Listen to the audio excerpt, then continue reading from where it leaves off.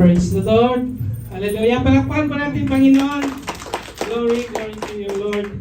Maraming salamat po, praise team. Thank you for the worship today, that the Lord is so good, that He deserves all the glory. Amen. He deserves all the glory, honor, and praises and adoration. Mapagpalang umaga po sa ating lahat. Amen. Sa ating mga Zoom mates, Pastor Alan, si Nanay Lisa is there, Sister Kay, Sister Grace, thank you for joining us today. Praise the Lord, hallelujah. Muli sa ating pagbulay-bulayan sa umagang ito, the Lord is so good because His love endures forever and His love never fades. It's always constant. Amen. Though despite na tayo po'y nagkukulang, yes, we know that we are in full short, tayo po ay nagkukulang sa ating Panginoon, but the Lord is so good. He never leave us nor forsake us. Amen. At sa pagpapatuloy po natin sa ating paksa sa ating umagang ito, yung about outreach in our core, which is yung outreach. We have done yung worship and then today is outreach. And alam ko po na the Lord is teaching us to be more sensitive, be more vigilant on the in this core, because ito yung mandate ng ating Panginoon. We have already tackled many of this preaching about outreach, and I believe the Lord is going to add more. Amen. Is going to add more sa ating mandate na pinapagawa ng Panginoon sa atin. Amen. So let's come in short prayer. Hallelujah. Father, we thank you for this wonderful day. Salamat po, Lord God, sa iyong presensya. Thank you, Holy Spirit, for binding us together. We come to sing and praises to you. Salamat po, Lord God, that your presence over this place. Salamat po at aming nadarama, Lord God, ang iyong presence sa umagang ito, Lord. Father, today we're about to hear your word. Open up our hearts, our mind, our spirit, that we would understand. Give us the wisdom of understanding, Lord God. For we know that you are teaching us, O God, that we have to go into the vineyard, to win the soul, God, this lost souls, O Lord. And Father, today, take captives anything that disturbs our mind, Father. Any doubts, any pretensions, in the name of Jesus, take captive by the power of the blood of Jesus. You have no time and you have no place in this place, in Jesus' name. Lord, release the spirit of understanding, the joy, Lord God, as we partake your word today, Lord God. Hide me, Lord God. Hide me, Lord God. Kayo po ang mangusap sa bawat isa po sa amin. Hide me yung back, Lord God. Kayo po ang humipo sa bawat isa po sa amin. Hallelujah. This we pray. In Jesus' mighty name we pray. Amen, amen. Hallelujah. So, how's everything? Na-miss nyo ba isang Friday? Tunay po na nakagalakan po natin na we came together a fellowship sa ating mga kapatiran sa CIJ, na talagang truly nakikita natin yung ng unity, despite of different churches. We come together in worshiping the Lord our God. We play together, we enjoy together, we encourage together. No? Nakita natin yung mga hindi natin nakilala, sasabihin, "Oy, thank you." Di ba? At of course, we thank mga kapatid that for your support, joining yung mga nag-volleyball. Nakailang points na atin sa President, si mga friends po natin, at saka yung mga naghakot at purihin po ang Panginoon. And all of this thing, the Lord is glorified. Amen? Okay, so we have to go through here. Ang ating paksa sa umagang ito is about soul winning. Why we have this outreach? Because the Lord is teaching us, the Lord is showing us that there is something to be win about. So our title for today is soul winning, and that is our endeavor. That is our task. This is everyone's task, hindi lang po kay pastor. This is everyone's task. Bakit nagkakaroon po tayo ng mga seminars about outreach? How many times that marami pong bibigay sa ating about discipleship. Because this is one of the important things, especially in our ministry. Amen? Are we be able to afford if one of our friends ay hindi makakasama sa kalangitan from the kingdom of God? No? Is that, can we afford it? No? So sa ating pagpapatuloy, now I want you to think of sa isang bagay. Na-try nyo pa nung bumili ng isang bagay. Let's say, yung cellphone.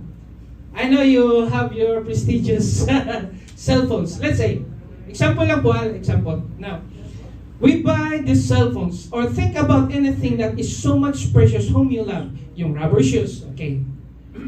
Now, nung binili po natin, yung gamit na po yun, there is an amount. May presyo. Let's say sabihin natin yung cellphone, yung Apple, sabihin na 1,000. Yung shoes, 250. So there is an amount of something. Yung t-shirt natin, may amount. There is a value. Kung ba, Kuya Ronald, that's what we call face value ba yan? Yeah, face value. May halaga. May price tag, kumbaga. Bibili ka ng gitara, may nakasabit doon, price tag. Market value. Amen? Okay. Sometimes of it. Now, think of it. Think for something that is precious sa atin. Yung pinakamamahal mo na gamit. Okay? And, tutusin mo how much you buy it. How much the price you bought it. Sabihin natin, yun nga yung cellphone, sabihin natin, 1,000 or 500 riyals. Now, at ito ay nawala. This has been lost. Di ba nanghinayang tayo? What we gonna do is we have to find it. Hanapin natin. And how do you value that? The particular thing. If it was, how much do you value it? Ngayon, kapag tumagal sa iyo yung gamit na yun, pag tumagal at inalagaan mo, iba na yung value. The value is different na. Mayroon nang tinatawag na sentimental value. Tama ba?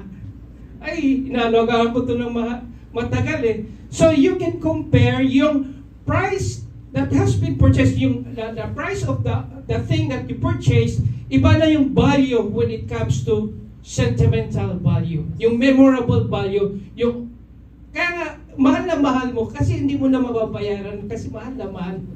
Iba na yung value. You got nakuha niyo po yung point? Amen? Nakuha niyo po yung point? Okay, sabihin natin yung bicycle ni Kuya Bay. Binili niya 300 riyals. Okay, nilagyan na nag-adapt siya ng gear. Tama ba, Kuya? Nagdagdag siya ng gear, yung sprocket. Punas-punasan niya yan. Eh kung nawala, what he's going to do? He's going to find it. Because alam niya na mahal niya yung bike. So iba yung the price, the amount that you purchased at iba na yung price, yung face value, yung pinakahalaga ng isang gamit. Now, when it comes to a person or a friend, sabihin natin, a friend. Actually, pinag-discussion namin ito kagabi when we go to the airport at maraming pang idea. Okay, like this. Ang isang kapatid, you met them in Sarawak. Let's say, na-meet natin along the way. Na-meet natin siya. Hindi mo kilala. You don't know. And you have, nagkaroon kayo ng chat-chit-chat. Kwintan-kakwentan. Ay, kababayan pala kita eh. Di ba? Ganun po yun eh. The first step is that hindi mo pa siya kilala. Amen? You don't know him. But when you come together and have that connection at nagkaroon ng deeper relationship, iba na ngayon yung relationship na. Before, it's just like a stranger. Di ba? Parang merong ano pa, merong tinatawag to. Hesitation. Yan, tama. Thank you. May hesitation ka pa eh. But when you come together, when you go together, when you go along with Him, iba na ngayon yung dating. Siguro kung hihiwalay siya sa iyo, I mean, He's going to go forward you, anong mararamdaman mo? Hahanap-hanapin mo. Amen po ba? So, same thing with Jesus Christ. No? The time that Adam and Eve sinned, people were lost. Nahihiwalay sila sa Panginoon. Nahiwalay po tayo sa Panginoon. And ito yung gusto ng Panginoon, that we have, yes, He wants to bring us back into His glory, into His kingdom. Because the people who have been lost, the people has been nahiwalay sa Panginoon, Jesus Christ is putting us that there is a value of those people who has been lost. Kaya He sacrificed His life para sa atin, para tayo po ay makabalik sa ating Panginoon. Because He loves His people. Because He valued those people. Amen? Now, when we come to value, nag-research po ako, pumunta ako kay Webster, sabi niya kay Google, consider anong ibig sabihin ng value. It is consider someone or something to be more important or beneficial. Okay? Have a high opinion, kumbaga high regard. Okay? Another meaning is that the regard that something is held to deserve the importance of someone or a worth of a thing or usefulness of something. Yung kahalagan, yung importansya. So for example, yung ating your support is of great value.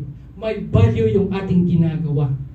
Yung ating support, natutuwa nga po ako dun sa when we went there in the CIJ. Talagang hakot na yun, hakot dito. Your support is of great value. May value yung ginagawa niyo pagsuporta, especially when it comes to the ministry. Amen? Your great value in the ministry. So that is something that we're going to talk about today, yung value.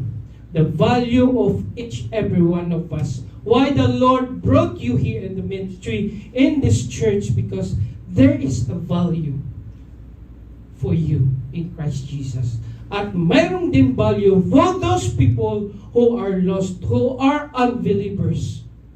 And this is what the Lord wants us to seek more. Sabi doon sa ating paksa, sa ating scripture, for the Son of Man has come to save that which was lost. Ito po yung gusto ng Panginoon sa bawat isa po sa atin. I tried to i-check ko po yung version po sa NIV. Wala po na-omit. And also sa NLT. Kahit tingnan nyo sa cellphone nyo kung meron po kayong NIV. Just try to search po. Matthew chapter 18 verse 11. Hindi nyo po yan makikita. But glory to God, the Lord still put these verses in this other version because this is one of the sa pinaka-importante sa bawat isa. It's very important. For the Son of Man has come to save the lost. It is important sa bawat isa po sa atin, especially sa ating mga kapatid na nasa labas. Sa Luke chapter 9 verse 56, for the Son of Man did not come to destroy man's life, but to save them. Meaning to say, we have that value. He values us. Amen? Palakpakan po natin, Panginoon. Now, sabi po kanina, Jesus Christ value those sinners, those lost. He offered His life para sa atin because we've been, tayo pa'y nahiwalay sa Panginoon because of that sin which Adam have done. Okay? So that's why this is the reason why Jesus Christ gave Himself for us. Meant to say, if Jesus Christ, God loves us so much, there is a value of each and every one of us. Now, in Luke chapter 22, verse 23, this is, kung alam niyo po yung story ng the parable of the lost son. If you can still remember that story. Okay, yung may isang tatay na mayroong dalawang anak. Yung isa talagang he took all his heirs, yung kanyang kayamanan. So what he did, lumayas siya, talagang nag-enjoy, nag-party-party, nag-celebrate. He made it for himself, okay. But there was a time that talagang walang-wala na. It came, naging from riches to rags, okay. He came into his sense, babalik ako sa aking ama. I have to go back. Sasabihin ko sa ama ko, tanggapin mo na lang ako bilang isang servant. So, in same way here, God loves and value the sinners lost who will repent. Amen. And you know one thing, if one person, one sinner will repent, it would be a celebration in heaven. Amen. Yung sa ating inawit kanina, there's joy in heaven. There will be celebration in heaven. For just one sinner repents and decide to follow God. So if we remember that when we receive the Lord Jesus Christ in heaven, they are celebrating. And how much more kung magdadagdag pa tayo. Siguro sa ating mga kapatid na natin nabisita at makilala nila ang Panginoon. Millions in heavens are rejoicing. Na-imagine niyo ba yan? That's the value of a sinner. Isa lang yun. Isa lang. And how much more kung marami? A celebration in heaven takes place. Hallelujah. In Luke chapter 15 verse 7, there is more joy in heaven. Ito yung sa parable of the lost coin. Okay? There is more joy in heaven over one lost sinner who repents and returns to God. Yan. There is more joy. Saan si Joy? Diyan ka ba? Yeah. There is joy. Kagalakan ng bawat isa. Sa mga angels in heaven, they are rejoicing if there is one sinner who will repent and return to our God. Amen. Palakpakan po natin, Panginoon. Sabihin mo natin sa katabi, you are precious in the sight of God. Amen. You are precious. We are so much precious in the sight of God. Amen. Okay. Patuloy po tayo. Another value why the Lord values the sinners. In Matthew chapter 11, yung binasa natin kanina, for the Son of Man has come to save which was lost. Ayaw niyang mawalay po tayo sa ating Panginoon. You know why? Jesus always focused on the lost. He focused on the sinners. He focused to the unbelievers. Hindi po siya nakafocus sa mga righteous.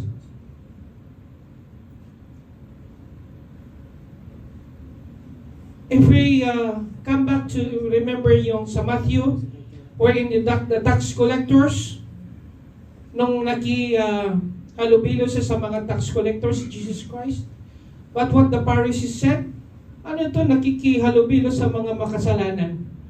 Di ba? Sabi ng mga Pharisees, they said, bakit si Jesus nakikihalubilo sa mga tax collectors, sa mga makasalanan? Kasi noon, sabi nga, sa mga tax collectors are sinners. And this is what the Lord Jesus Christ, nakimingle siya sa mga makasalanan. Sa mga lost, sa mga sinners, the unbelievers. So, in same way, our attitude should be like Jesus. It should be. Amen? That to bring sinner to Jesus Christ, and in our heart, we are obeying and imitating Christ. Our attitude should be like Jesus. Why? Because He mingles Himself to the unbelievers. Amen? And this is one of the reason, one way of valuing isang hindi pa mananampalataya. The value of sinner. Another thing is that the Lord mandated us to go and make disciples. Why? Because there's a value of those sinners who have not known the Lord our God. Therefore, go and make disciples of all the nations, baptizing them in the name of the Father, and the Son, and the Holy Spirit.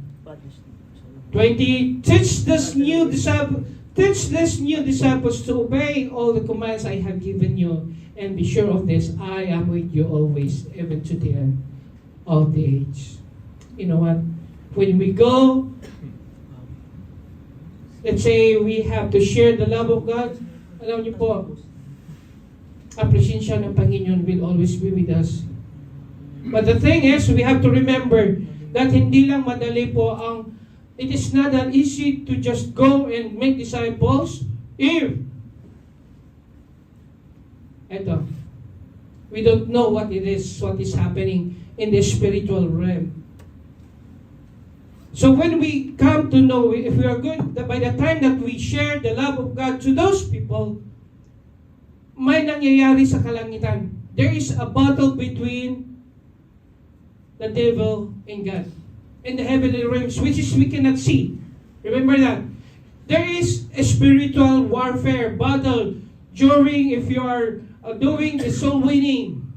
Kung tayo po yung disciples, sa kalangitan, man nag-aaway, no, there is a warfare in the heavenly things. Because, tingnan natin, God wants us on His side so that we may prosper and have eternal life in Christ Jesus. Si devil naman, the devil wants us on His side so that He may eventually kill and destroy, steal and destroy us. So nagkakaroon ng tug of war sa kalangitan. Alam niyo ba yung laro na yun, yung tug of war? So who will win, bad or good? Naghihilaan. So the moment that we go for discipling or going to the outreach, nagkakaroon ng battle sa kalangitan. Because one wants to be pulled over here, the other one wants to pull here. But you know what? Ang inaatake ng kaway is the one who is going to the field. Yung pumupunta sa mga nagdi-disciple. So this is what the Lord wants us to do, is to have that relationship, intimate relationship to our Lord our God. The Lord given us the tool, the armament, the ammunition. Okay? Bago po tayo doon, sa spiritual battle, sabi nga sa Ephesians chapter 6 verse 12, for we do not wrestle against flesh and blood, but against principalities, against powers, against the rulers of the darkness of this age, against spiritual hosts of wickedness in heavenly places. Hindi natin nakikita yan. In heaven, if we go to, yun nga, pag we are going to do the discipling sa kalangitan, nag-aaway na. They have that battle. But you know, the Lord given us the weapon. The Lord provided us the weapon, mga kapatid. Sabi sa 2 Corinthians 10:3 and 4, sabi doon, for though we walk in the flesh, we do not war according to the flesh. Hindi natin si Carl bubugbugin. No, it is in the spiritual battle. For the weapons of our, take note of this, mga kapatid, for the weapons of our warfare are not carnal, but mighty in God for pulling down strongholds. Meant to say, it is in God's hands.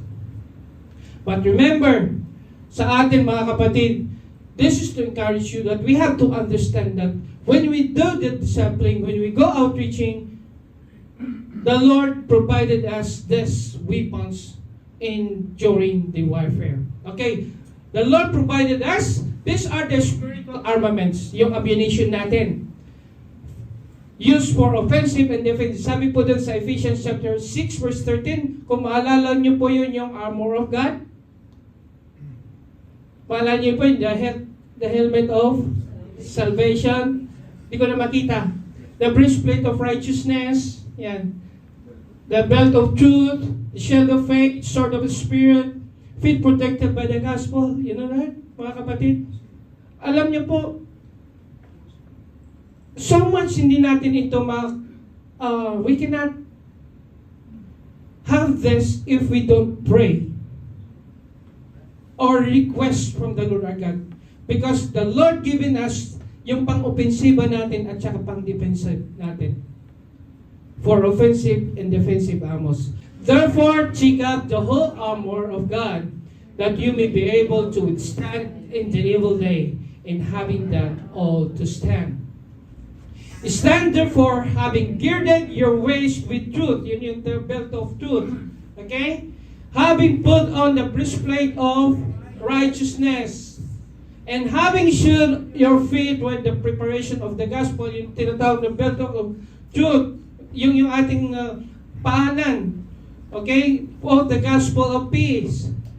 Above all, taking the shield of faith, we have the shield of faith with which you will be able to quench all the fiery darts of the wicked one. And take the helmet of salvation and the sword of the Spirit, which is the Word of God. Sword of the Spirit, the Word of God. Praying always with all prayer and application in the Spirit, being watchful to this end with all perseverance and supplication for all the saints. Supplications meant to say, this is your personal na pangangailangan. So, in each every day, ito yung panalangin natin, Lord, provide us this ammunition sa aming buhay, these armaments that build of fruits. But the thing is, we need to pray, we need to seek His Word. Amen? So that will supplicate us each and every day, especially when we go out from our home. At the moment that we met someone, the Lord has already prepared us. Amen. That we cannot go to the battle without all this ammunitions. Wala yung armament natin. Kung wala yung tool natin, we cannot do our work. Tama ba? So when we go to the battle, we need this defensive and offensive ammunitions. Amen? Palakpakan po natin, Panginoon. Lord to God. Now the third word is that yung warfare. From the word stratos, ito yung strategy. Okay, may strategy. So, si devil have strategies also to when or where to attack. Okay? Ang kaaway nandiyan yan sa paligid-ligid. He knows when he is going to attack you. He knows where to attack.